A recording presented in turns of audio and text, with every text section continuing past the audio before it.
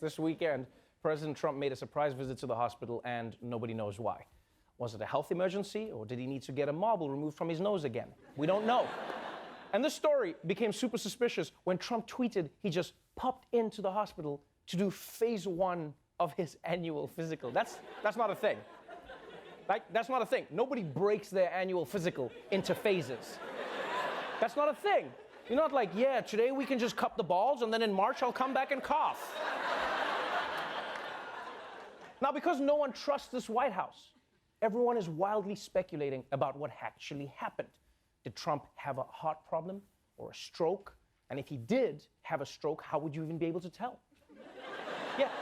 No, because the symptoms of a stroke are slurred speech, confusion, and erratic behavior. For Trump, that's a Tuesday. We wouldn't know.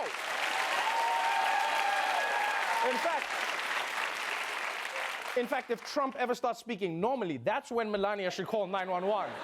She'll be like, hello, ambulance, something is wrong with my husband. He just finished a crossword puzzle. Please send help.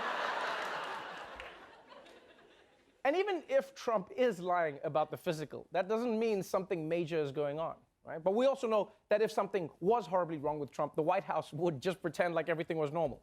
Like, Trump could come back with both arms amputated, and his press secretary would come out like, this was just a standard checkup. The president's arms have always been brooms. He uses them to clean up Washington, D.C. So look, I don't know what happened with Trump, but judging by this weekend's news, it wouldn't be surprising if he had a panic attack.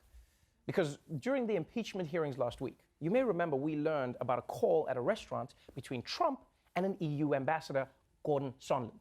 Well, now, a diplomat who overheard that call is spilling all the beans to Congress.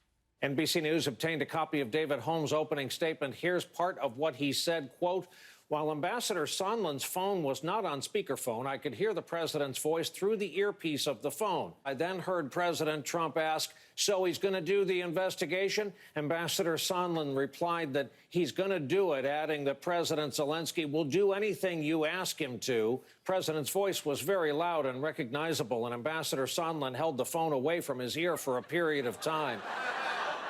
Yeah, that's right. David Holmes testified to Congress that he overheard a call where Trump explicitly asked for Ukraine to dig up dirt on Joe Biden. And the diplomat overheard this conversation not because Trump was on speakerphone, but because Trump is a human speakerphone. And he's like, I'm calling about the criminal conspiracy. You know what? I can't hear you. Let's switch to speaker. I'm calling about the criminal conspiracy. So Trump talking investigations on the call with Sondland looks pretty bad.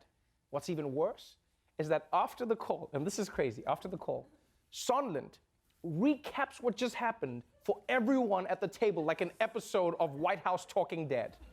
Ambassador Sondland agreed that the president did not give a about Ukraine. I asked why not, and Ambassador Sondland stated that the president only cares about big stuff. I noted there was big stuff going on in Ukraine, like a war with Russia.